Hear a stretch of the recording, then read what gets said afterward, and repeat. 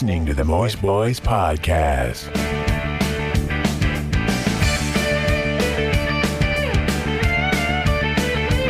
What's up, everybody? Welcome to the very first patrons-only exclusive episode of the Moist Boys Podcast. For those of you that are just first listening to us somehow on our patrons-only episode, my name is Josh. My name is Jonathan. And I'm the best bro, Heather. And today we're doing our monthly Miyazaki, the hopefully continuing series where we talk about a different Hideo Miyazaki film. Just Hayao Miyazaki. It's Hayao. Fuck me. It's Hayao Miyazaki. Roll it back. Take two. Roll it back. See, this is why you didn't want to say his first name. Yep. I was thinking of Hideo Kojima. Yes, you were. No, his name is Hayao They're different Miyazaki. people, folks. I know the difference. But we're going to be doing all of the Miyazaki films. We're starting at the beginning, doing them in chronological order, hopefully culminating some point this year with his new film that he was just announced, I think last year or the year before. But we're I'm trying to count in my head how many Miyazaki films there are. There's a decent amount. Yeah. But the newest one's going to be called How Do You Live, apparently. There's no release date for it yet. So probably next year then. Yeah, probably sometime next year. Japan will get it sometime next year. We'll get it the year after that. Yeah. Probably. So at some point during our revolutions of doing our monthly Miyazaki, we're going to be hopefully talking about that one. But until then, we're just going to be doing, for now, the animated feature films. Maybe we'll add some of the shorts later. Maybe some of the episodes he directed, if we can find them. Who knows? But today we're talking about Lupin the Third, the Castle of Cagliostro, or if you're part of the 92 dub, Wolf, the Castle of Cagliostro. So while we were watching this movie, I just had like a thought kept popping into my head of just, this is the most 70s thing I have watched in the last 10 years. It really reminded me a lot of like Speed Racer-y stuff. Yeah. And I like that because I like the Speed Racer cartoon. So I was kind of like, I like this. This is cute. But it very much felt like it was not. I realized that there's adult content to it, but I was like, this was made for kids. Mm-hmm. Until they throw like a bastard and Yeah. What the hell? I know. I was like, oh yeah, Just machine gunning dudes down in a hallway. Yeah. You know, Kid stuff. kids. But the film originally came out in 1979. It didn't come out until the United States until 92, I want to say. Which it definitely had like a very 90s feel to it. And I know that like things like Speed Racer and I'm trying to think of another cartoon that's got that vibe to it. And I can't right now. But I watched like the Jetsons and the Flintstones and Speed Racer all at the same time as a child. So they all kind of occupy the same space. They all feel the same. And so this felt like an early 90s thing to me, even though it was clearly the animation was done many years before. So well, to be fair, like the Flintstones and Simpsons or the Jetsons and all that, like that was from the 60s and 70s. Yeah, too. so like it all fits together really well, but it's like, oh yeah, that's early 90s animation to me because that's what I watched too, is the early 90s. Yeah. The dub is definitely very early 90s. Ooh. Yeah.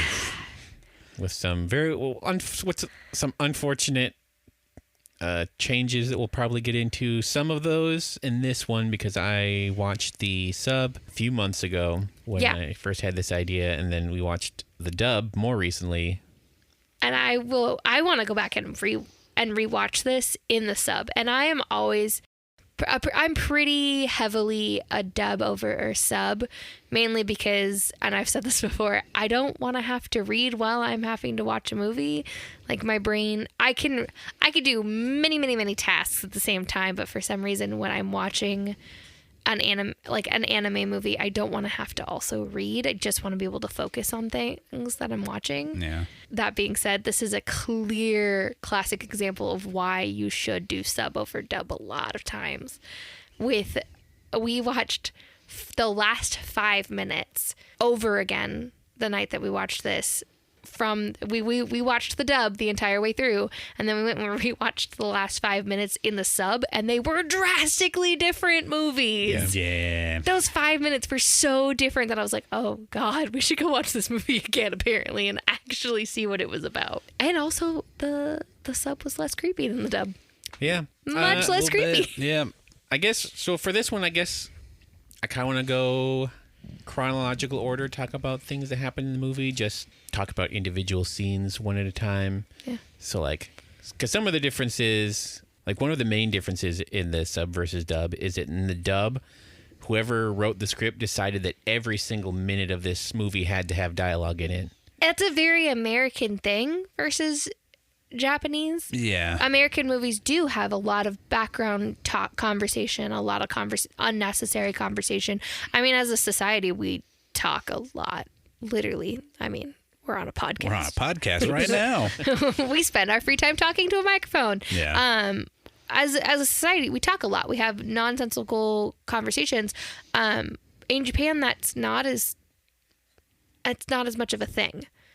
Like, people do have conversations with each other, but it's not a constant thing. Well, I also feel like there was an obsession, specifically in the 90s, where if you had characters, like even in like live action, there was so much obvious like ADR work being added to scenes of movies where they'd be like, characters are in a car and then they're driving off. And the car's gone around the corner and you can still hear them talking clear as day. That is literally one of my biggest movie pet peeves. That. I hate it so much.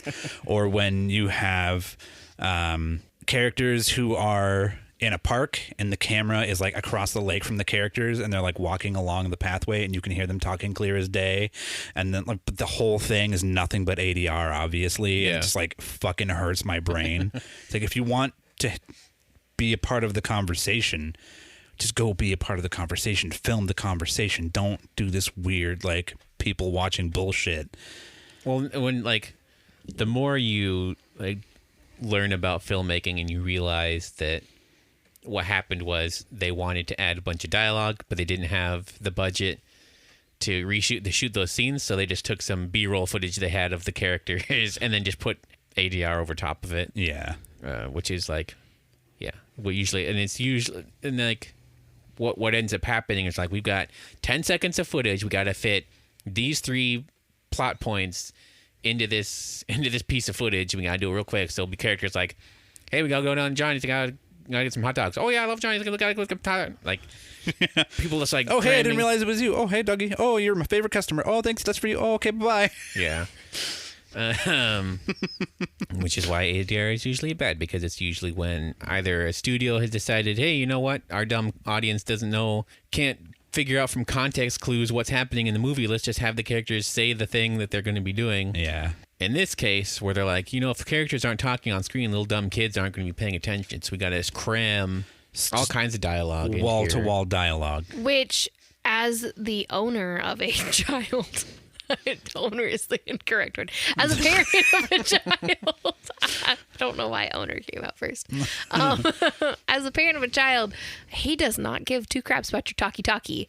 He would prefer your talkie-talkie to shut up and just give him dinosaurs and cars and explosions and fast pace. Either way is not something this movie does. No. Yeah. Well, it did have car chases. He did. Yeah, the car chase at the very beginning, where, fuck, I've already forgotten characters' names. I'm fucking not gonna call him Wolf. I can't. Lupin. So that's His name is Lupin. His name is Lupin. One of the. Do you know what Lupin means, by the way? Wolf. Just so we can do this. Yeah. Yeah. Lupin means wolf, so that we're all clear. So one of the elephants in the room with this film is that when it was originally released in the early 90s, the studio, I don't know if it was Studio Ghibli at that point by the time this came out. I'm not sure when they... This would have been under... I know it was a different company that did the dub. Yeah. But when they were going to release it here in the United States, Japan did not own any copyrights for the character of Lupin III, who was based on a French novel. Even at that point, it was from the 20s, so I figure, I think it was pretty close to becoming... Public domain? Public domain anyway. Well, his estate holds the rights to it. Yeah. So as long as they just keep upping... I've got some thoughts about, estates owning... Yeah. Because, I don't think the author's making more money off of this after he's been dead. And, we don't need his shitty kids making money off of the hard work that he did. Not to call out Christopher Tolkien or anything. Ooh, oops. Got him. But, anyway. Is that what JRR stands for, Christopher? Oh, Jesus. But when the look on your face is fucking worth it. Ow! My head, ow! My brain, please don't. when the company released this in the United States, they did not have the copyright for the character of Lupin III. So they had to rename the character Wolf. I'm not sure what they released, what the title of the movie was when they released it, because The Castle of Cagliostro is also the name of one of the novels. So like there's a whole bunch of copyright stuff going on with this movie. I'm not sure how they resolved it all, but one of the things they did was change the character of Lupin to just Wolf, which is obnoxious because you're watching a movie called Lupin the Third and they just call him Wolf. But then on the translation of all the text, it calls him Lupin. Yeah. It's weird that they would put the video from one decade over audio of a different one, but not take. I haven't heard the 2000 dub yet. I don't think we've listened to that one, so I don't know how it compares as far as like what they were able to get away with or not. Yeah. But you have Lupin, Jigen, who is the name I can remember. But during the car chase, there's legitimately a scene where Jigen is like hanging out the window trying to shoot, and Lupin just like has to swerve the car, and he goes just like Jigen's window just gets slammed into the cliffside next to them. It's like, oh, Jigen's dead for sure. There were many, many, many scenes where somebody should have been dead in this movie, and then they weren't. Yeah. Because anime. Magic. Because Lupin is that good of an international thief / spy / That he man can of mystery. hide from death. Yeah. Exactly. Not even death can catch him. That's a badass tagline, and it should have been the tagline of this Right. movie. I'm just saying. There's a couple of Miyazaki isms in this film, even early on. Well, I think mostly early on. I think as the movie goes on, it gets less and less Miyazaki-esque. A little bit, yeah. And gets more just like... I know part of that is like he's not a huge fan of this movie because he had to make it in 4 months, I found out. Yeah. Jesus Christ. So they didn't have any time to go back and like fix anything. They're just like, here's the product, fucking put it out. Okay, bye. Which is why I think like a lot of I can't remember what he has a name for them, but there's scenes where characters will like stop and reflect on things, and like that's when you get like the sweeping panoramic shots of like just landscape and stuff, or like those. He has a name for it, but that I read once a long time ago, but I can't. I didn't do my due diligence because that's not what we do around here. No. Go research shit. Who do you think we are? Journalist? Never. No. But yeah. So like in the subtitle version of this, Lupin knows where the bills come from. He names them. I don't know if Gothic bills are a thing because that's what they are. He calls them Gothic bills. And he knows where they're from, and that's why they go. Whereas in the dub, he realizes that they're counterfeit, thinks they're the best counterfeits he's ever seen, and he wants to find out where they're coming from. So then they just go to where they're from. Well, he says that he says, you know what? They actually worked a line in here that worked fine, and it's because he said, well, I didn't even know this. Say his name. Jigen says, why did we come here? And Lupin says it's because he ruled out where they weren't coming from, which left the only place they were coming from. Oh. Okay. This is basically their version of the thank God we invented the little whatever machine so we can smoke our cigarettes in space. So yeah, we get some of those, like the credits are pretty reflective for the characters, where they're just kind of like they're on different boats and doing different things and going around to different places and looking at different, which is Lots nice of and sweeping scenery. Yeah, so it's fairly nice and relaxing. And then once they get into Cagliostro, it's pretty quickly, it's a French book, and I think it takes place in an Italian-esque country. Yeah, and like I will say, like for a 70s anime, I think the animation holds up pretty well compared to some of the other ones that we have seen from roughly that time period. Yeah, your Chargeman Ken's past episode we talked about, which we'll have to at some point do more of because there's like 60 episodes. So there's a big car chase scene here, and it looks pretty good also. It does look pretty good. I like even in the 70s, they were like, you know what, we're gonna have all this fanciful technology stuff, but he still has to hand crank his like belt buckle. Oh yeah, Gatling gun. So for those of you who are interested that don't want to go into the wastelands that are the IMDb trivia, Lupin drives a 69 Italian Fiat 500. Clarice is driving a French Citroën 2CV. I want one of those. Yeah, it's a pretty nice car. Yeah. And the henchmen are driving a 1940 British Humber Super Snipe. I want one of those. And then Zenigata has a Nissan Bluebird. I want one of those. No? Nissan trash? Do we not like Nissan? I just wanted to say something other than you saying, I want one of those. I want one of those. You have a nice car. I do. I love my fucking car. Yeah, there's a lot. Like, this is, as Heather mentioned earlier, this is the first time that characters should die when they do something, but do not, because they fall a couple 100 feet and then Lupin throws a fish wire wrapped around his wrist and Somehow just snap his arm clean off. Yeah, and then they fall a couple another 100 feet down to onto sharp, jagged rocks, and he gets hit on the head with a tree branch. And he's fine. He just passes out for a couple minutes. As She just usual. has to put some water on his forehead. Yeah, then he's fine. And he's totally fine. She, however, is completely fine because she just was like, what? She just walks up. Well, she didn't get hit with a branch. She landed on top. To be fair, she landed on top of him. That's true. On that very, Sort of. very Sort of. squishy man. Yeah, first off, he's a freaking stick. He is a beanpole. And she sort of lands on top of him. Part of her lands on top of him. Her legs and knees hit those rocks. Oh, yeah, for sure. No, they're both dead and, like, just And loving kneecaps everywhere. She leaves behind the first clue that he gets that he already knows who she is with the magic lion ram ring. It's like both rams. It's a ram. Hang on. It's a ramfish. What's Yeah. the ramfish? Pisces. Is it Sagittarius? Pisces is two fish. Yeah, I think it's Sagittarius. I think the Sagittarius is the goatfish guy. And then Okay, first off, there's actually a fish called the ramfish, so don't Google that. Oh, rad. the Count Cagliostro has another ring that is just a goat.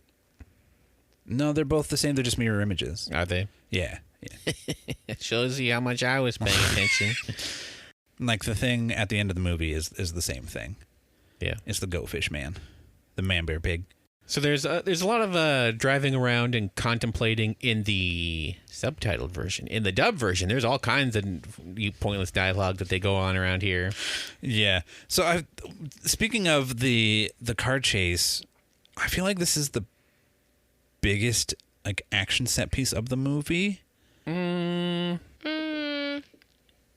Apart from like a couple like melees.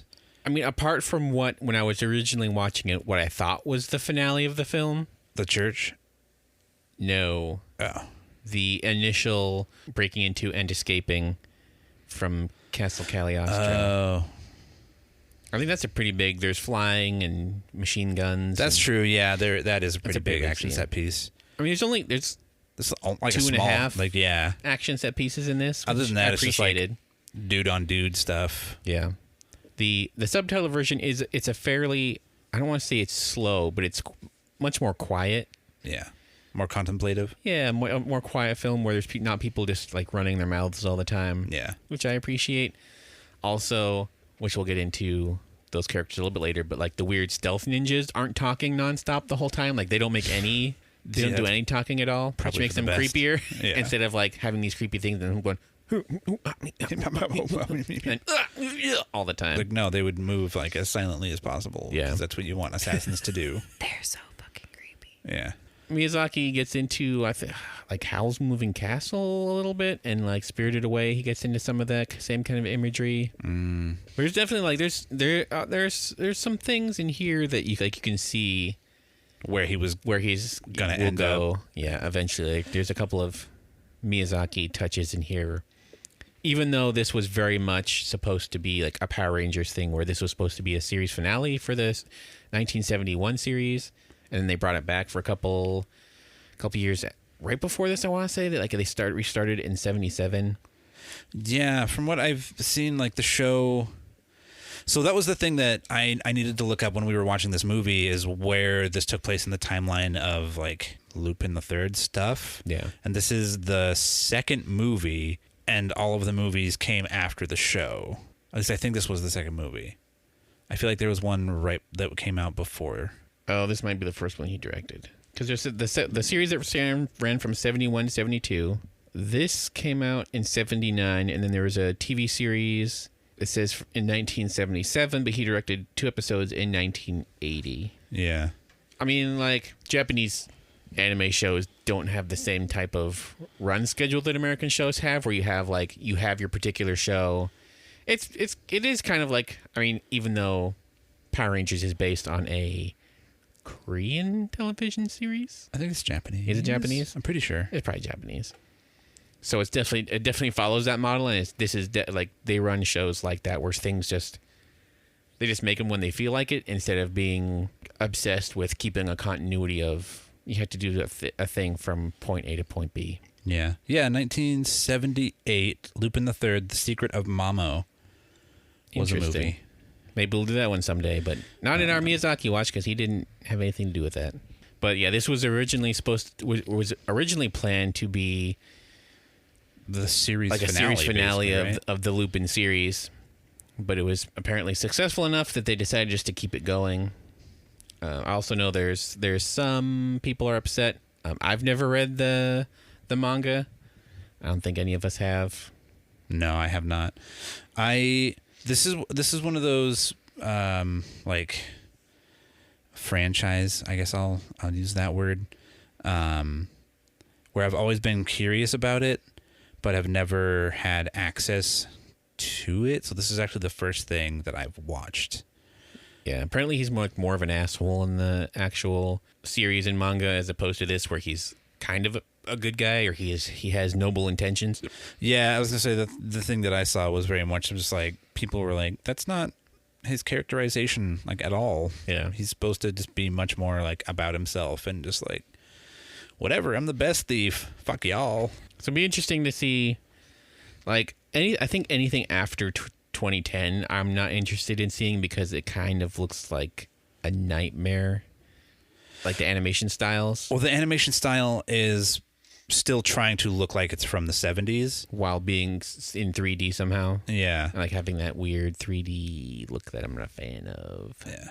The thing that I find, though, watching the movie, knowing the little bit that I do about the character, something that or the show in general, something that I needed to look up was whether or not this movie had a different art director than the series. It's Capricorn, by the way. Capricorn. It took me this fucking long to find Jesus God. It's fucking Capricorn. So Capricorn. For those of you that are interested in knowing what we're talking about, go back like 5 minutes ago. in the Realize episode. that I have literally been researching on my phone this whole time to remember what astrological sign is a ram head and a fish tail, and by the way, it's Capricornus. It's a Capricorn. You didn't just Google? I did. It didn't come up with anything. I literally had to follow a wiki rabbit hole through each one. I had to literally just be like, okay, mythical creatures with ram head, and then it was like, okay, here's all the mystical creatures, and I was like, fucking fine, just go. There, ram head, fishtail, got it. The art director for this is different than the art director for like the show. It's fairly obvious. Yeah, the characters look pretty drastically different in this than they do in the other like stills of the show and other like movies that I've seen. Yeah.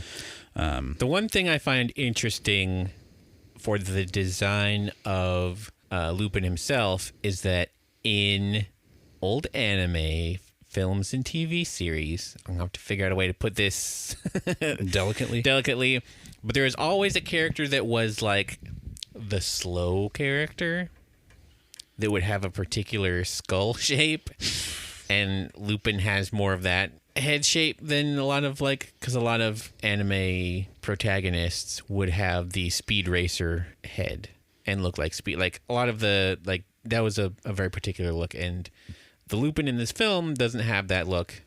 he has a head that looks like a helmet. Kind of. Yeah. A little bit. Not as much of like an overbite with fucked up teeth like a lot of the characters you'd associate that with. Yeah. But yeah, just I thought it was interesting that it was a different look for a main character. Like Count Cagliostro might look more like, with maybe like less of a square head, but look more like a protagonist of a typical series. He looks very, I can't put my finger on it, but like the Count himself looks very Hollywood. Yeah. And there is like a specific actor that I can picture in my head from like black and white movies. Like he's a little Clark Gable-y. Well, he looks like whoever Kenneth Branagh from Harry Potter was supposed to be. Gilderoy Lockhart? Yeah, whoever he was supposed to, whatever Hollywood actor he was supposed to look like is who the Count looks like. Kenneth Branagh? No, but he's got like the very particular hair. Yeah. Like he's like got Who's the guy who plays the main character, not the main character, but the main dude from Gone with the Wind? yeah, Clark Gable. Clark Gable. Yeah, okay. A little bit of Errol Flynn in there too. Yeah. A little bit. Like to me, it's like and I apologize to any artists who do this, but those like shitty caricature drawings that you get like on Wow. on the boardwalks of like LA and shit. If one of those guys drew Clark Gable, that's what the Count looks like. Or like, Yeah, so I see. this is going to be reference for like one person that doesn't listen to the podcast and isn't one of our patrons, but there's an old cartoon from like the 30s that has, I want to say they're birds of some kind. I don't know if it's a Betty Boop cartoon, but there's like a Bing Crosby bird that's singing. There's like all kinds of different birds, and it's all like Hollywood people from the 30s. And I can picture it in my head, and I have no like that's all that. But like for those of you millennials and Zoomers and that love your 1930s cartoons, yes, Heather, that's what we call them. And by we, I mean other people. Zoomers. But yeah, it's like What the fuck is a Zoomer? Gen Z. They're Zoomers because they don't stop because they're always online. They took the internet gas and they're always online. Jesus. At any rate, he looks like a cartoon, like a caricature of a cartoon, but Yeah. not in like a character, but then remodeled into an original character in a Miyazaki movie. Clarice doesn't look like anybody.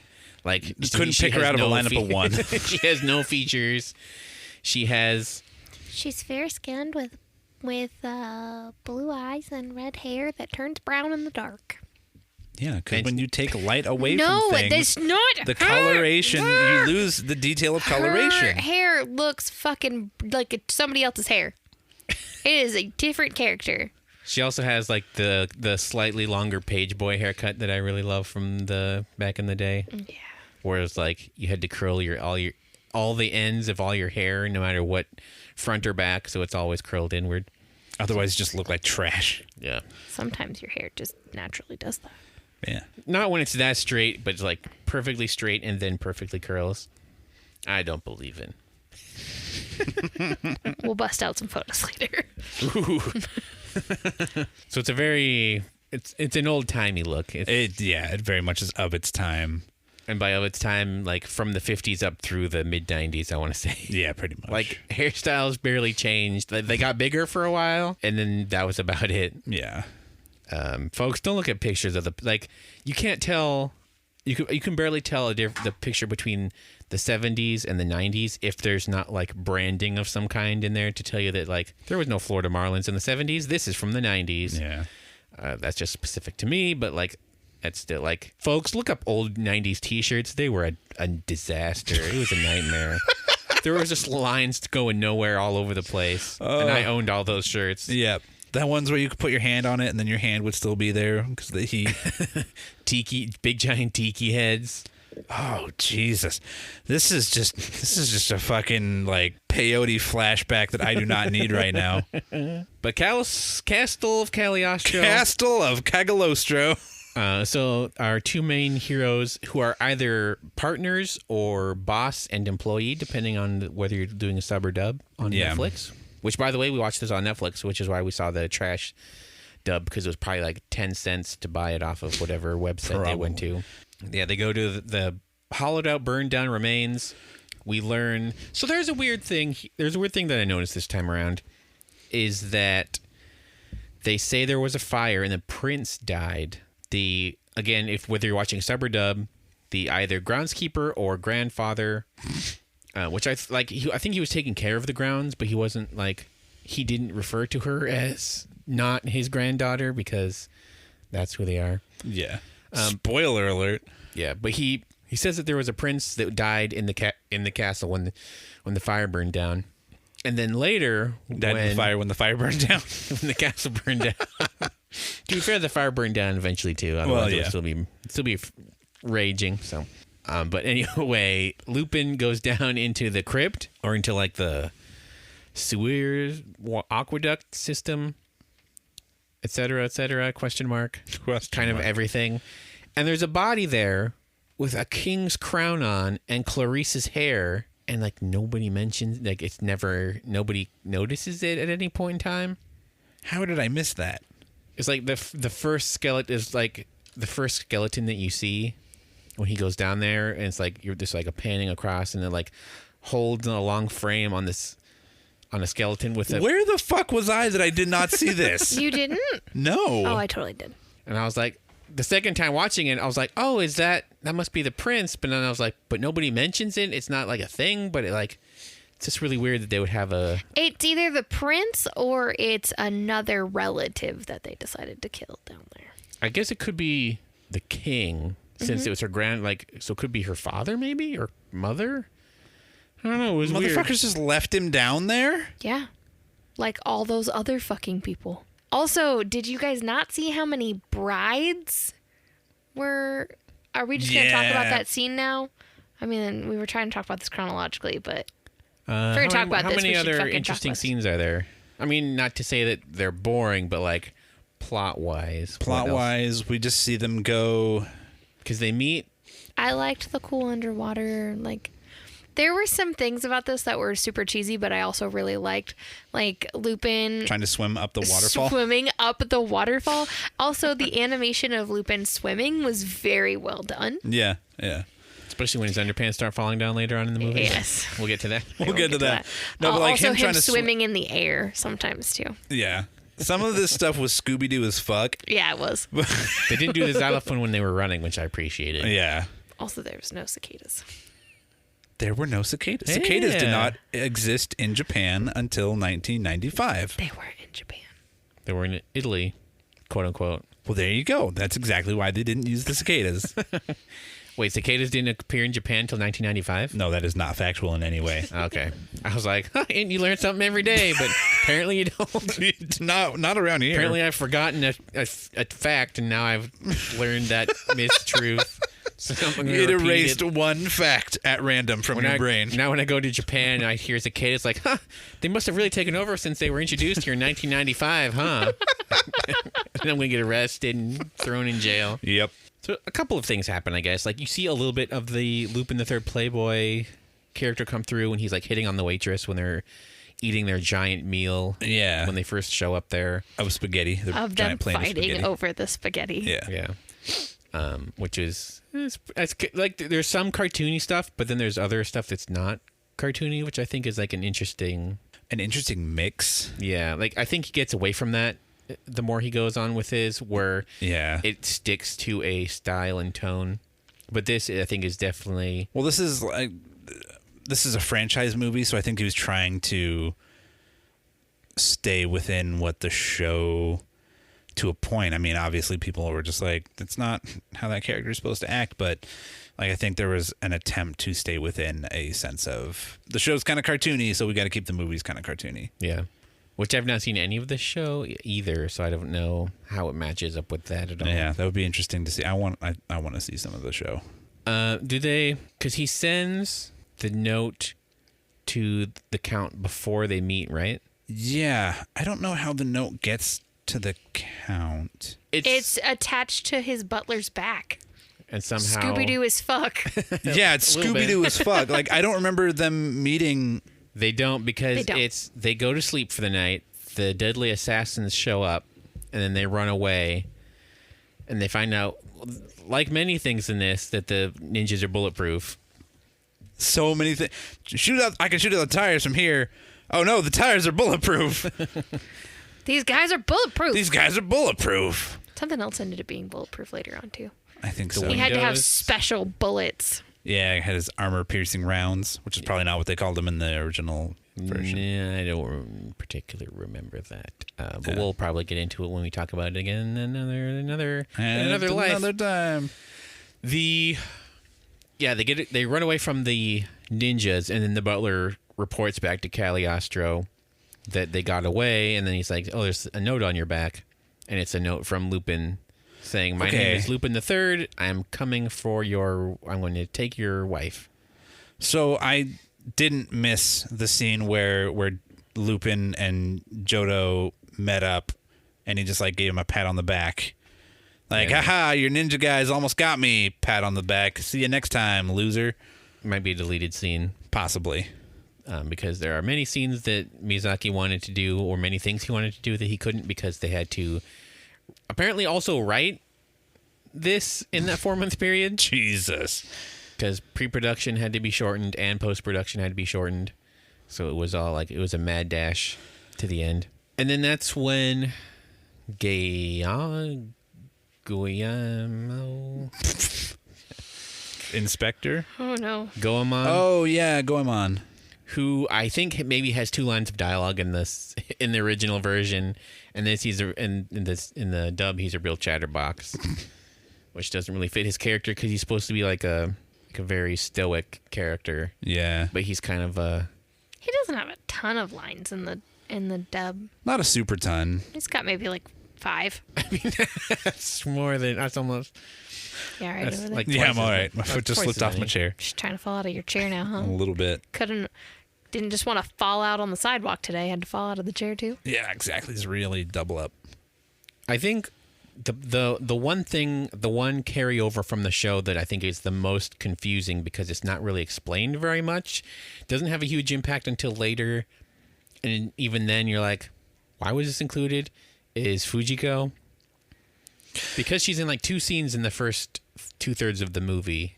And then she's like, haha, I got a job here as your maid so I could infiltrate the castle. And it's So like you see her walking down a hallway and pulling some eyes away from a painting so she can spy on the Count. Yeah. And then she's like looking through a card catalog in the library. It's not the library. It's like the Hall of Justice, the museum, which is it's where I like, keep all my filing cabinets. it's a secret filing cabinet.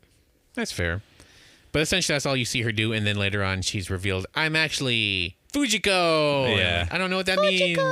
If I hadn't read on Wikipedia that she was from the show, I wouldn't know this meant anything. My thing with Fujiko is that She's adorable and you love her. but she's not blonde. In the show?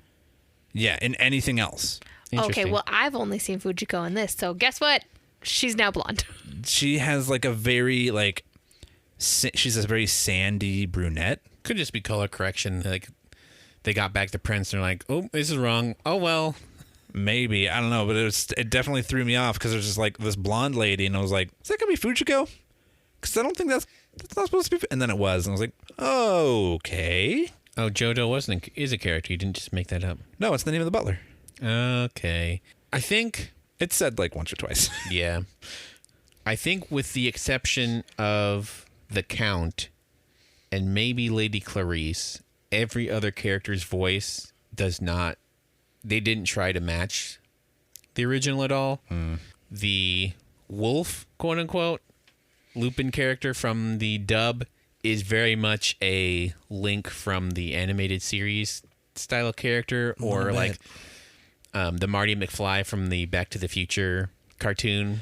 Yeah, he had a very like, "Hi, I'm Wolf. I'm a master thief, and I'm here to get you, princess. I'm here to save you, princess. You better I'm gonna help you out. I mean, because like his character wasn't like David Hayter in the original, but he definitely was not like young teen Yeah. guy voice, like American young teen voice guy. Didn't sound like Freddy from Scooby-Doo. Yeah.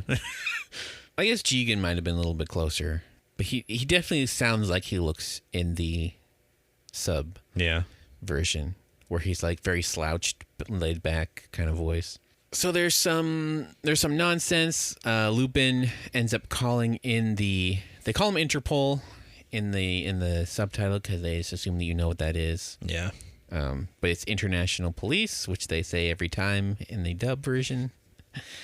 Because even though they throw out some bastards and some hells and some asses, I want to say too, every once in a while, maybe. So definitely a couple of dams in there. Oh yeah. This is definitely like seems like it's made for children. And I think that's the animated I think that is one of the biggest differences between like looking at the animated show and then looking at this. Just bringing up some stills real quick from like the TV show. Not as much the 4Kids vibe. Yeah. Yeah, no. Like I don't think like that's not necessarily what they were going for with that. And then this one they tone it down like a considerable amount. But as we said, like they're still blowing away guys with machine guns and blowing them up and stuff. So there's like, it's still rated PG-13. It's just meant for small children it's like aesthetically it's aimed towards small children, but the subject is definitely not for kids. Yeah. Or the studio for kids. Yeah, definitely not. So for reference, this is Fujiko. Hachi machi. Okay. Yai, yai, yai. Jesus Christ. Oof. What fucking year is it? Here's a weird thing. So Zenigata shows up. He starts trying to demand that the Count give him access to the castle so he can catch Lupin. And then they go out onto the grounds. And then one of the guards of the Count says that they can't walk into the courtyard because if they do, then these lasers will Fire shoot. bullets at them. Yeah, which I think it's lasers. Is it actually lasers? Yes. Because I feel like the sound effect they use in the courtyard is like a pew, like a gun, like bullet gun. But then later on, it heats up Lupin's gun, like it actually is hit with a laser. Does it come back into play? In the clock tower. In the clock tower? Yeah. Not in the courtyard? Not in the courtyard. That's weird. Yeah. Because like in the subtitle, they call it the laser field. Oh, okay. But then later on in the movie, Zenigata and Lupin are just running around in the courtyard just fine. Yeah. Which is confusing. Like, I think they were trying to set up something, but they forgot to do it in the place that it was supposed to be set up in. What in the holy hell am I looking at? For kids. So for those of you listening, there's a spring-loaded boxing glove shooting out the cooch of Fujiko. And punching Lupin Smacking. into a wall. Yep. Interesting. Yeah. Definitely adult-oriented content, I would say. I would say. I am very interested to watch this show. For science. For the content. For the content. I mean, I also not want to watch it, but okay. Lupin does some bullshit and then winds up in the tower with Clarice. Yeah, that again falls directly into some Scooby-Doo shit. But it was fun to watch. But because they wait till nightfall and then he just takes a rope arrow and shoots it across at the castle. Tries to. Yeah. His rope bottle rocket, which he drops and then tries to get, and then ends up running down a rooftop and then just like ends up flying. Yeah. Just running, leaping from rooftop to rooftop until he just slams into the side of the spire. My man's got some strong fingers on him, though. You can just grab onto like stone surfaces and just grapple on. So he winds up in Clarice's bedroom. This is where you find out she has brown hair at night. Much to Heather's chagrin. Just really irritates the crap out of me. And then Lupin gets shot down another long thing that he should die from because he falls several hundred feet. Like, Yeah. she's up in like her Rapunzel tower being held all the time until the wedding day. And he ends up in the sub-basement. Yeah. Down in the aqueducts, however you want to say it. Yeah. It's aqueducts. It's just surrounded by ducks. Yeah, this is where we see the skeleton that should be related to Clarice but isn't. Among there's very also many others. There's also earlier in the film, Lupin for some reason dresses up as Zenigata so he can sneak into the castle and what does he do when he does that? Is that how he gets up on top of the roof? Yes. Yeah, that's how he gets onto the roof. Was it? That's some Yes. of the Scooby-Doo bullshit that he does. He's trying to get into the castle to figure out where she is, and then once he figures out where she is, he climbs out a window because Fujiko tells him. So he basically sneaks in and finds Fujiko. Yeah. Fujiko says she's in the tower. That's when he goes and finds a tall window and climbs out of it and climbs up on a roof to get over to her. Okay. But he does some Scooby-Doo bullshit and sends Jodo and the main guard down into the thing that they think killed Zenigata. Yeah, but they also reappear like moments later. Yeah. So Zenigata's not a good detective, I'm going to say. Literally because he only finds out about the thing he's trying to find out about on accident later on. Yeah. With the help of Lupin. Lupin and Zenigata are wandering around in the sub-basement. They get found out by Jodo, and I don't remember the guard's name. Neither do I. I know he has a name because they say it several times. Yeah. But I'm bad with names, as we've discussed many times in our... Many a time. There's some more Scooby-Doo stuff. This is some Johnny Quest stuff here. Where Disguising the skeletons. Yeah, disguising the skeletons, getting some underwater ninjas... stealing their uniforms or just stealing their helmets so they can, again, get Jodo and the guard into the water. Yeah. And then they wind up back on top of the castle, and then they're Oh, because that's when they're running through the courtyard to get up to the Whirlybird. Yeah. No lasers there. Nope, no, not this time. This is where we find out that the windows are also bulletproof and grenade-proof. Yeah. Chairproof. Yeah. Definitely chairproof. This is when Fujiko does her big reveal. And again, I'm like, I don't know. Like, she whips off her dress and she's got like combat fatigues underneath. I'm like, is this something? Am I supposed to be like blown away? Which I guess I was. Maybe she dyed her hair. No, because is she wearing a wig? No, because her hair's blonde through the whole movie. Maybe she was wearing maybe she just dyed it blonde for this undercover mission. Maybe. We'll go with that. This is when we get the big action scene where Zenigata is flying the auto gyro around the castle, and Lupin's doing some jumping and jiving. He gets shot through the heart with a M50 machine gun. Just gets shot through the heart. He gets shot through the tie. Yeah, through one side of his tie and out the back of his blazer. Whatever you want to. I'm sure there's nothing important underneath where you keep your ties. No. I took it as he got shot across. Just across the side. Yeah, so it probably cut his skin. Yeah, that would check Maybe. out. Yeah. It was like a good solid graze. Yeah. Like a decent 1/4 inch deep graze. Yeah. Yeah. Then Clarice rides him down the rooftop to the gutters. At least that's what it looks like, because like she's trying to stop him from sliding off the edge, which I don't know why, because like it's been shown he can survive falls from hundreds of feet. Yeah. No problem. And will be shown again face first.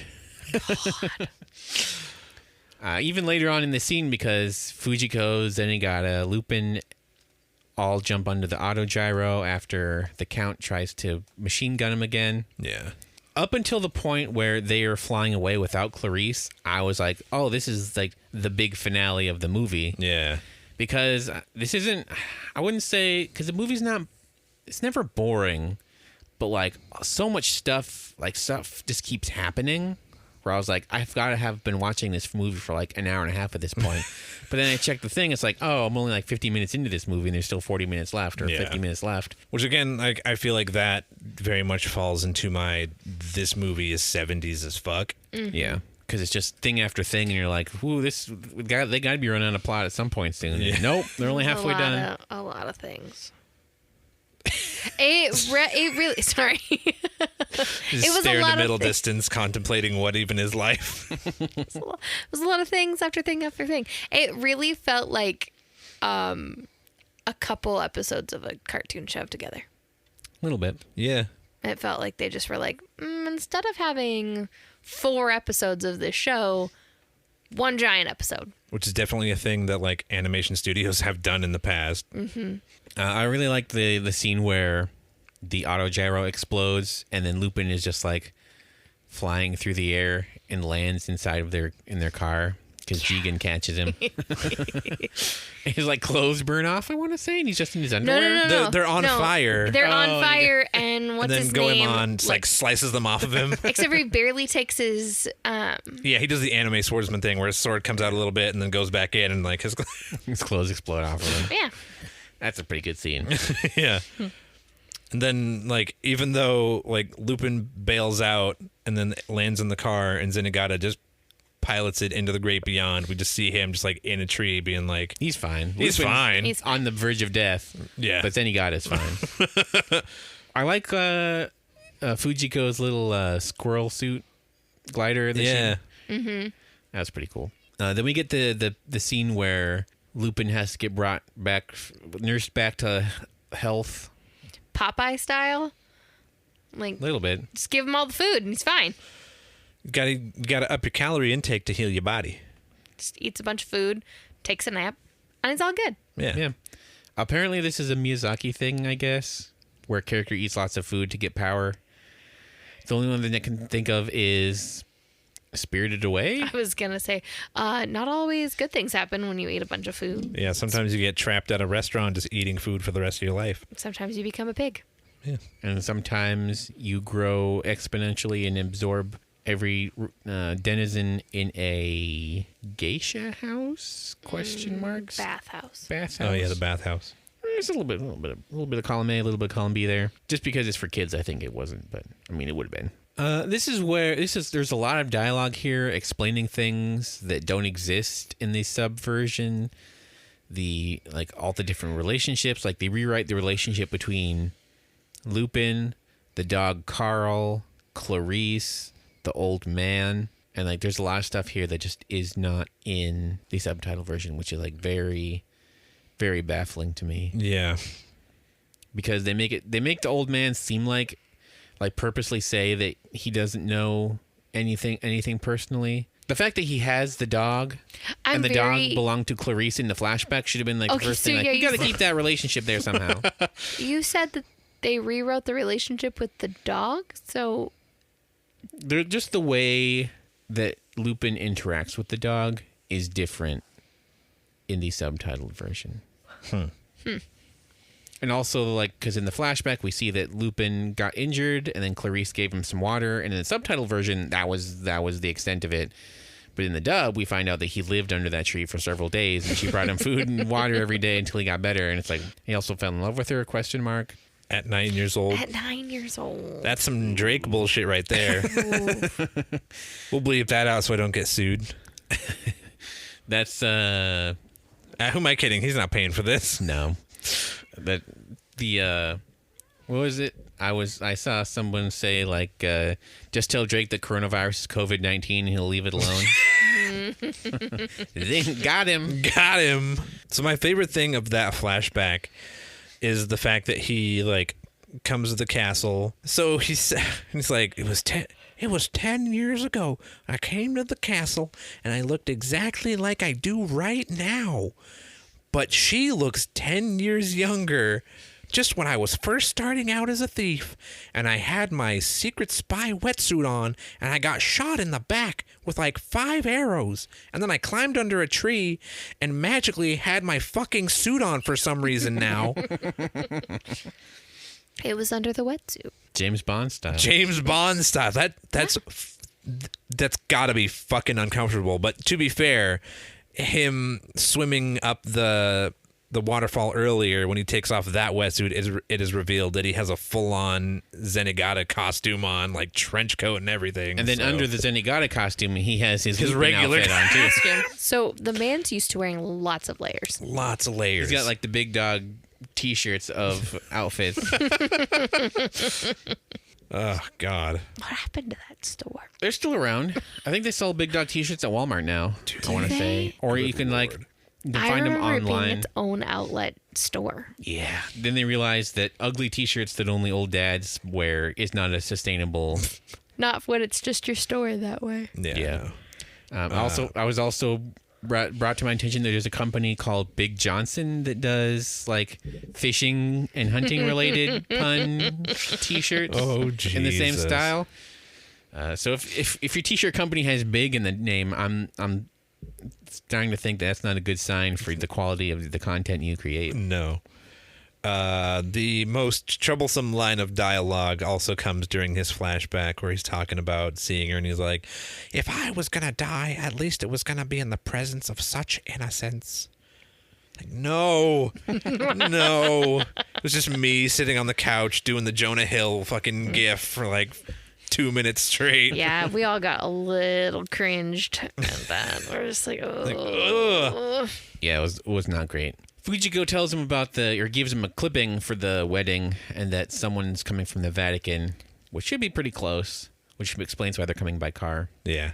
And then it's not really explained that Lupin causes the avalanche that blocks the road, but I'm assuming that they do. I'm assuming. Probably. Like, there's Otherwise, no it'd be other very way. coincidental. Do they say it's an avalanche that's blocking the road? I just thought the road was closed No, because... it's an avalanche. Or a landslide or something like that. Okay, I just thought the road was closed because of the wedding, and so they were like, shit's closed, homie, go home. No, Nope. a landslide brought him down. I was gonna say God damn it. And then God damn it. I don't know if this is because a couple of times it's shown that Lupin and Jigen do disguises because like when they sneak into Cagliostro, they're in disguise. My favorite part of that, too, is when in Jigen's wetsuit, he put his hat on still. I was like, yep, that's how you do it. And then it's either Lupin dressed up as the old man. Oh, it's or obviously... it's the old man. It's that whole time is Lupin as... it had to have been because by the time by where we get to. But however, I 100% thought that it was the old man just helping them out with their scheme. Like I thought it was going to be the old man. No, it's the old man leads the bishop off of the road and does something to him. We never find out what. Oh, the dude with his goat? Yeah, That's Lupin. that's Lupin. Oh, see, this entire time I was operating under the thought that Lupin already was the bishop. No, that's why. So they do the landslide to cause the backup, so that the bishop has to fall behind. So he needs a Alternative shortcut. route, and then which is when the old guy with the quote unquote old guy with the goat shows up, and then is like, "Oh, I can lead you to the right place." way to get to the castle. I think it's in the car. Was I even watching this movie? I'm not sure, I don't think man. so. Fuck. Yeah. So now that we've caught up Jonathan with the plot, it's a good thing we're doing it this Goddamn. way. Otherwise, he wouldn't know what was going on. Nope. So at that point when we were watching it, I was like, "Oh, that's cool. The old man's helping him out with the scheme." Yeah, but I don't think it was. He's tied up in a closet somewhere. No, No, the The grandpa. groundskeeper. Oh, the groundskeeper. Right. I mean, I guess it could have been, but it's weird that he was like, because he had a hat on down over his eyes, which he hadn't before, Yeah.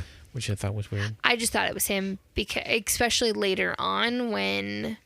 So basically, he gets in. They get there. Everybody wants Lupin to show up, mainly so they can kill him. Yeah.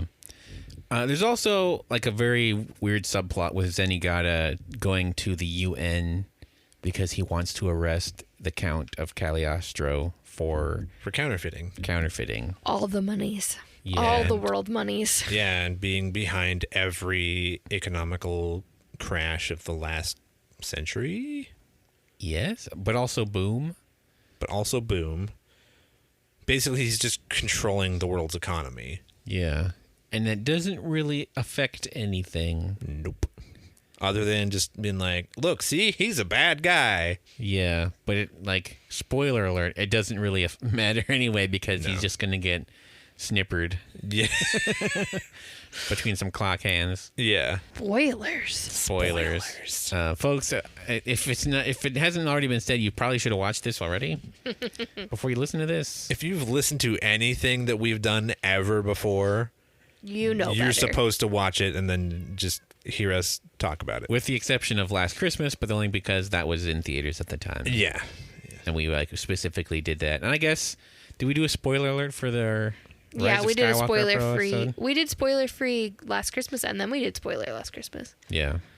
And then But yeah, Rise of Skywalker. No. I think we just went full. we just were spoilers. like, this is But I spoilers. think we said spoiler alert. Yeah, we Oh did. yeah, for sure. beginning We of didn't that. just be like, "Hey, welcome to this non-spoiler version of It's Palpatine." Yeah. And then 4 hours That's later, what that we movie were should have done. been called. Yeah.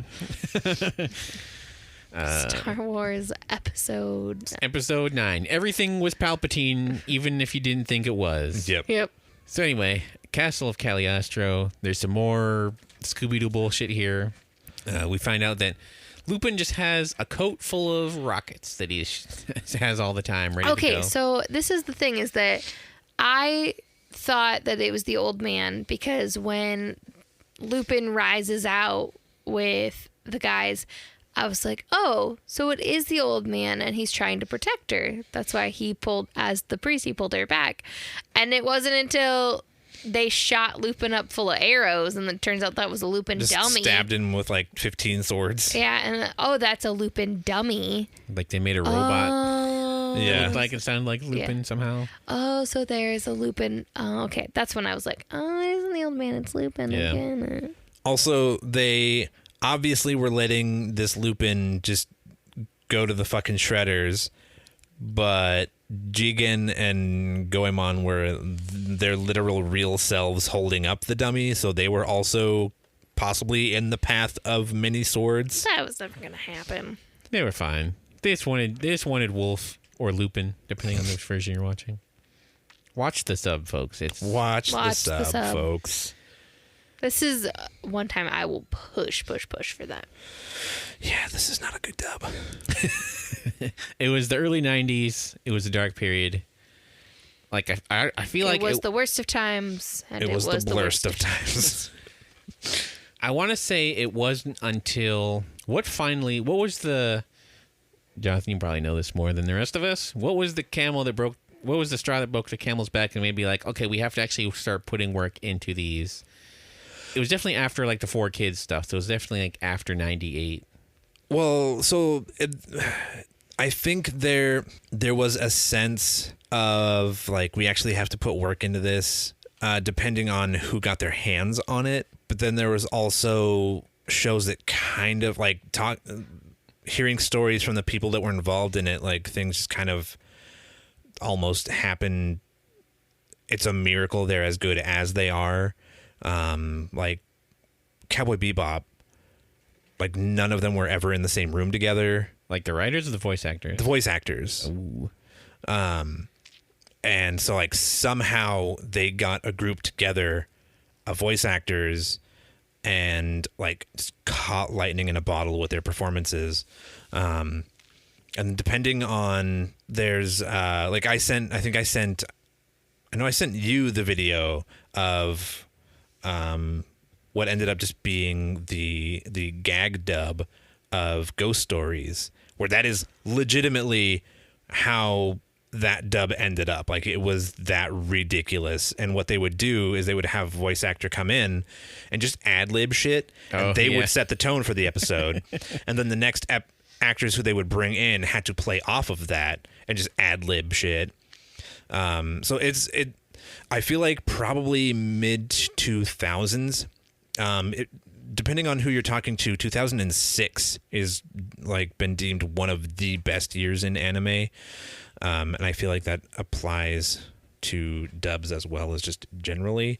But I feel like somewhere in after the 2000 era of everything needs to be a like grayscale wash thrown over it to make it look gritty, air quotes. People were just like, what if we just made a show and it was good? And then like Viz Media or Funimation would get their hands on it and were like, what if we actually gave a shit and translated this good? So I feel like around then is when stuff really started being like more attention paid to it, more efforts thrown into it. But like the 90s had some really good stuff, but if you got the wrong production company or just a director / writer who just didn't give a shit about it, then because that was like 2006. Between 2006 and 8 is when Studio Ghibli got all the international rights back from Disney, I think. Because I think Ponyo was like the last one that they worked together with, and after that it's been all just Ghibli. Ponyo was 2010. 8. We saw Ponyo in theater together. Yeah, so it would have. American release probably was 2009 then. According to IMDb, it came out in 2008, which is probably the Japanese. It's definitely the Japanese release date then, because we were not together in 2008. Nope.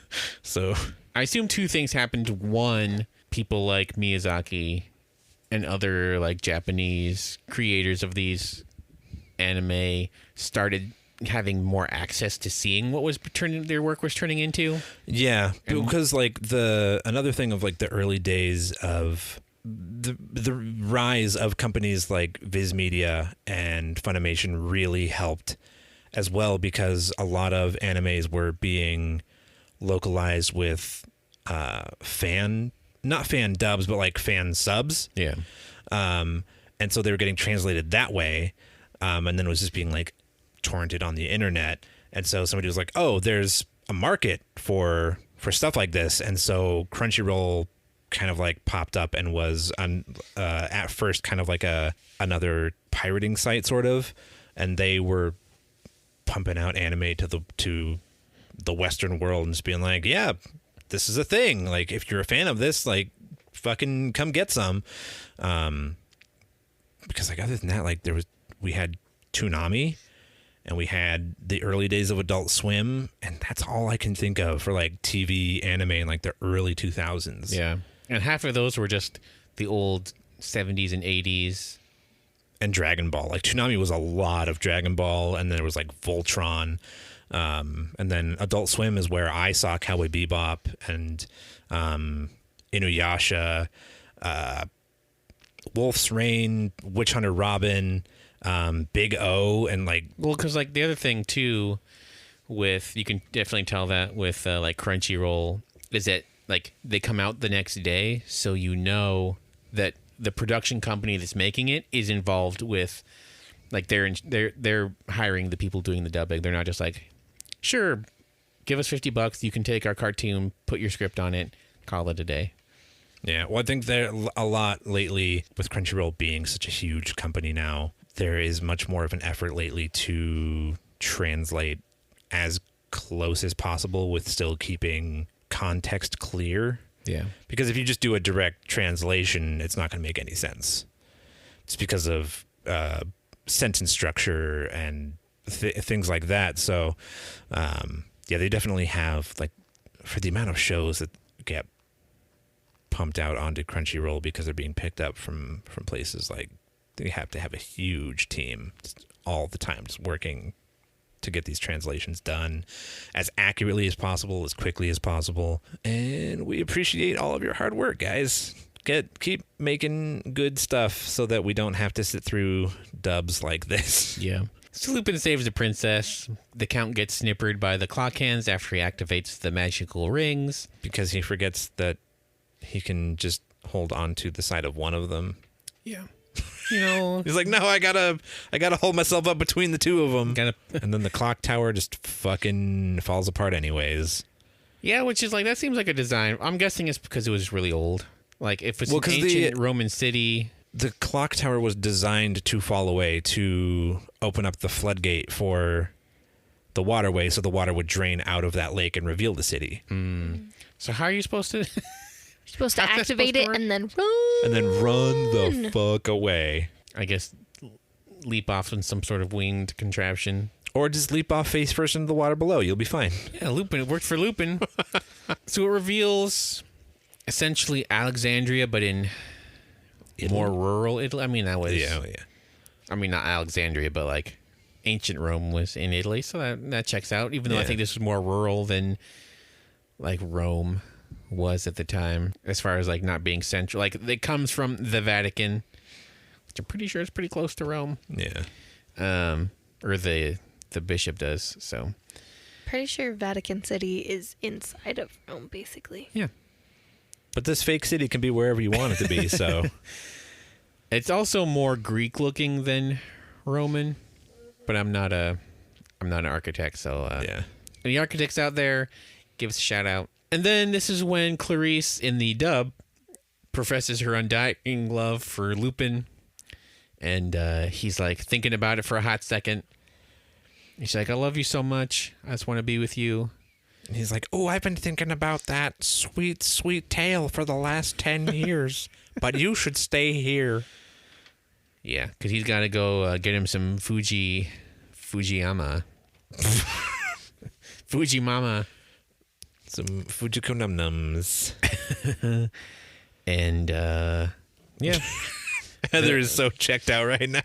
Not checked out. I'm just not engaging. The movie ends with another 70s like hippie ballad that were popular back in the day in every movie, and like Hell yeah. doesn't really. I think the score works really well. The song does not fit in this movie at all. No. But that's true of most of these types of songs in 70s movies where like this is the song they're ending the movie with. But I'm not a huge fan of pop music ending movies anyway. Like I'm more of a score guy. Like unless someone's listening to the radio, I don't want to hear never this type of like I just hate this type of music. This like bad Carpenters knockoff. It's very Carpenters-esque. Yeah. And it's like it's been like jazz music the whole time, I want to say. Yeah. And then like you get this and it doesn't fit. Do we want to do Clooney's on music? How do we want to I'm just now realizing like do we want to keep the Clooney's for our monthly Miyazaki, or I feel like we should keep it going. Yeah. Should we? Or should we what would we replace Clooney's with that So would be Here's Desperate.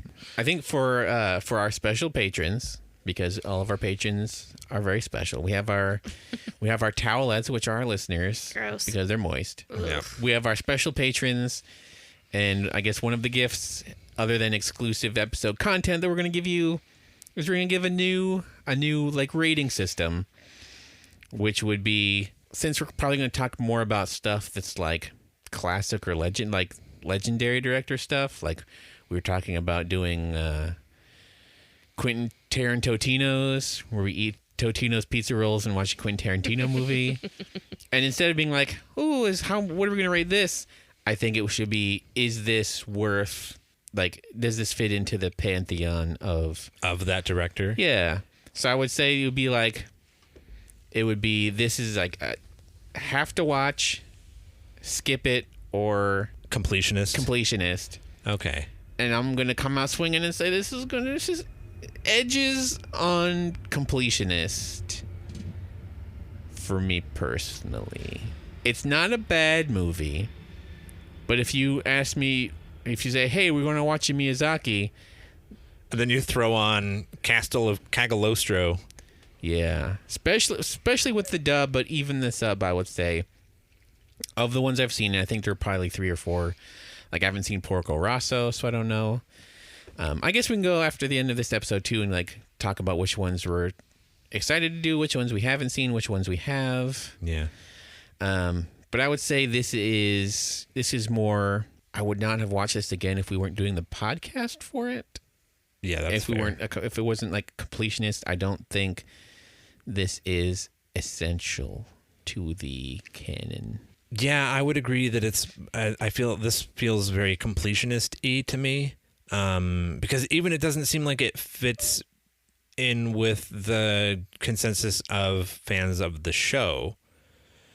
So it's almost like you have to be both a Miyazaki completionist and a Lupin the Third completionist to really want to watch this movie. Yeah. also, if it wasn't on Netflix, like I would like, how much energy are you going to want to put into finding this movie out in the world? Like, it's interesting as an artifact of its time, which is why we want to check out, like, see some of the show and see what it's like. But I think we want to see the show mostly because if it's in relation to watching the movie, which we're doing because it's a Miyazaki film. Yeah. Heather? I will watch this movie again, mainly because I have a toddler who at some point will be more interested in things, and I would like to show him this because I think it's fun enough and it's light enough, and it's a really good example of what that animation style was like in the late 70s and 80s, that really like made up my childhood, that I know I liked. And it, like we said, it's Scooby-Doo-esque, and that's fun and light. So I will be watching it again, but I would not say it is a go out and find it right now and watch it. I think if you have seen it before, you know what that's like, what this is. It's just, it's cutesy. It's late 70s, early 80s animation, and it's fun. It's a fun movie, but I think you guys are right. This is more of a completionist. I think it walks a border of I would probably suggest people watch it, but I wouldn't be like, you have to watch this right freaking now. I'd be like, hey, this is a fun thing to watch if you want to. If you got an hour and 30 and you're in quarantine, yeah, go ahead and watch it. Watch the sub though. Yeah, which I think that's going to fall into my, like, I would rewatch this, but I want to rewatch it as the sub to really figure out what's going on in this movie. Same.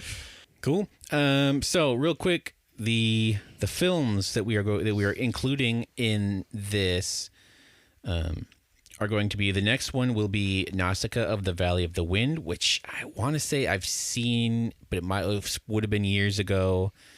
It's part of like the Fathom Events Ghibli Fest things that they've been doing, which sadly doesn't seem like there'll be a thing this year because nobody's going out. Like, everything is Ghibli Fest. In addition, this year, all of the Ghibli films are going to be on HBO Max. Yeah. So it's going to be nice to have access to them, but also, like, it's going to be kind of sad that there's not going to be that same type of, like, seeing it on the big screen is kind of cool. Mm-hmm. But I want to say I've seen it. What about you guys? Have you seen it yet? I have not seen that one yet. No, I definitely have not. I've seen.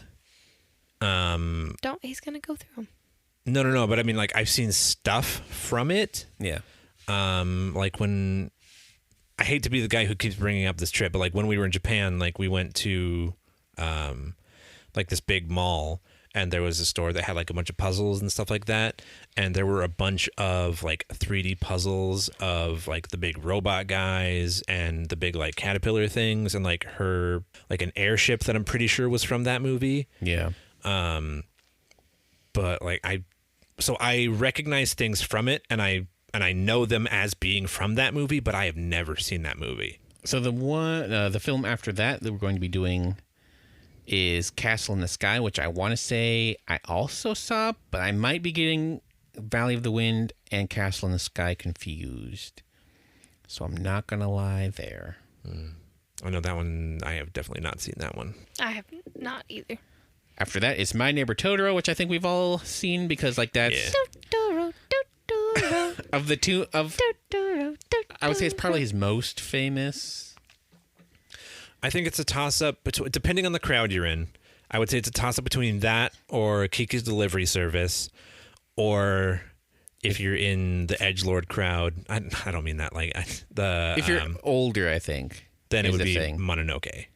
Would be like say Spirited Away. Oh yeah, I think that was bigger. Yeah, I think that was too. Because I think Spirited Away is the one that got an Oscar, didn't it?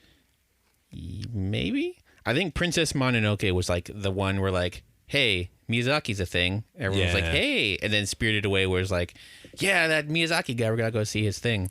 Tokyo Hands. That's what I was like, that shop's got a name.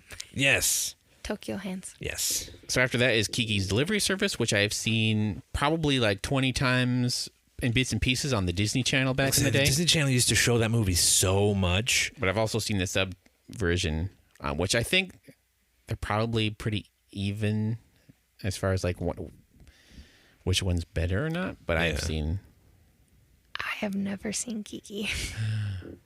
That is just some good old like wholesome time. I know. And most people give me that look of like, how?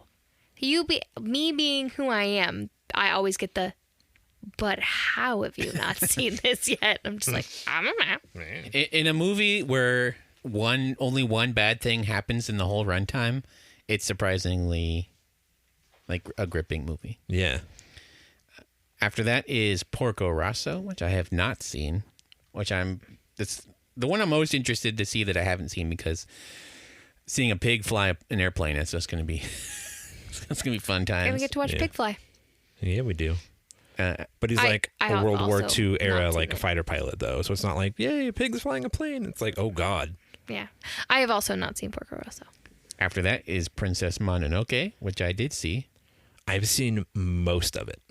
You should have seen all of it. I have seen all of it, and we watched it at the same time. Yeah, okay, yeah. No, I've seen all of it. I feel like I remember chunks of it though, because like watching stuff at the beach house is very not our beach house. We don't have that kind of money. Oh God, I wish we Gee, had that kind of. Mr. Bernie Sanders with your No, beach house. it's our friends' mom's beach house. Like Yeah. our friends don't even own a beach house. It's their mom's. But yeah, we watched it there, and I feel like Also not on the beach.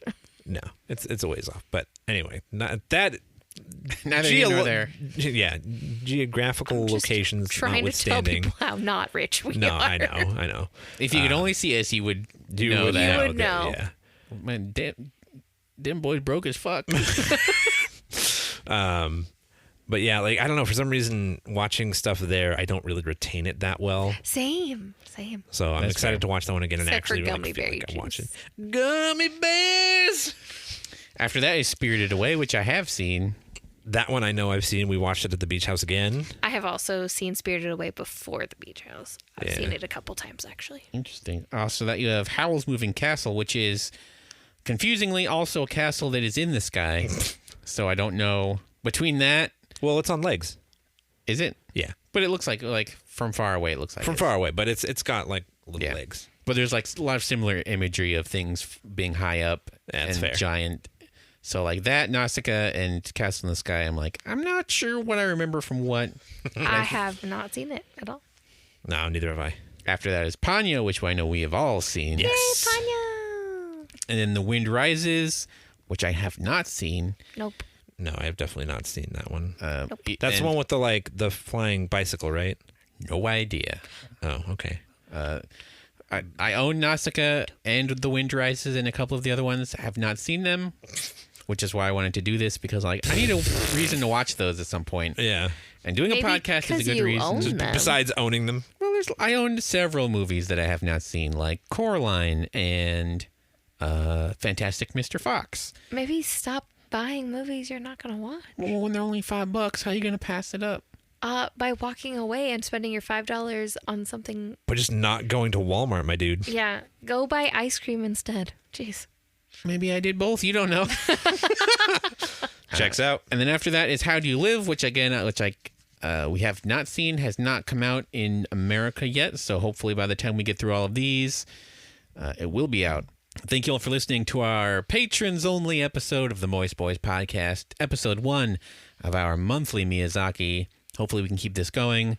Hopefully we can maybe get some more chums on the podcast that want to watch some Miyazaki. Who wouldn't want to watch Miyazaki, but who would want to talk about it afterwards with us? That's the real question. Oh my God, the cast for The Wind Rises is just fucking winners after winners. Are you saying James Vanderbeek is not a winner from one of the other ones that I looked at real quick? Well, I'm just looking at this really quick, just like Joseph Gordon-Levitt, John Krasinski, Emily Blunt, Martin Short, Stephen Tucci, Mandy Patinkin, Mae Whitman, Werner Herzog. Like, holy shit. Yes, please sign me up for all of that. Yeah, Jennifer Grey, William H. Macy, Zach Callison, Darren Criss, Elijah Wood. What the fuck? I'm so on board. I am for all so of on that. board for this movie. Ronan Farrow. Wait, So when are you gonna name somebody good? Listen. Get the fuck out of here. What the hell was that face? That was me trying to make that sound of laughter with my voice. It was real bad, I buddy. know. It was real bad. On purpose. Accidentally on purpose. So The Wind Rises, apparently, looking at IMDb, which we'll probably get into more later, based on a comic book that Miyazaki also wrote. Hey, look at that. Interesting. Interesting. But we're not going to get to that for 11 months from now. So Jesus, hold on to yeah. your britches, people. Our monthly Miyazaki is kicking off. We'll be back next time. Meanwhile, check out our main feed, Moist Boys Podcast. We just finished, as you're listening to this, Animarch. Fun times to be had there. It is almost 420 for all of 420. So I don't know where it's 420, folks. I don't know. My heart's broken. For those of you in the future that are listening to this, we are locked away in our homes. Corona 2020? CoronaCon 2020. You need a hall pass to go outside. I have one of those. You do. So I'm essential. I don't know if we'll be able to blaze it in every episode. Maybe we'll just have to talk about things that make our brains feel like we've blazed Those are it. open, though. Only in Washington is marijuana an essential. Yeah. Can you get there without getting a ticket, though? That's the question. Yes, you can. You're allowed to go to your essential shopping places. Nice. Like the weed store. Like the weed store. Or the liquor store. Sorry, officer. I'm essentially going to get some Smoke out. Thank you all for listening. We'll be back next time with some more monthly Miyazaki.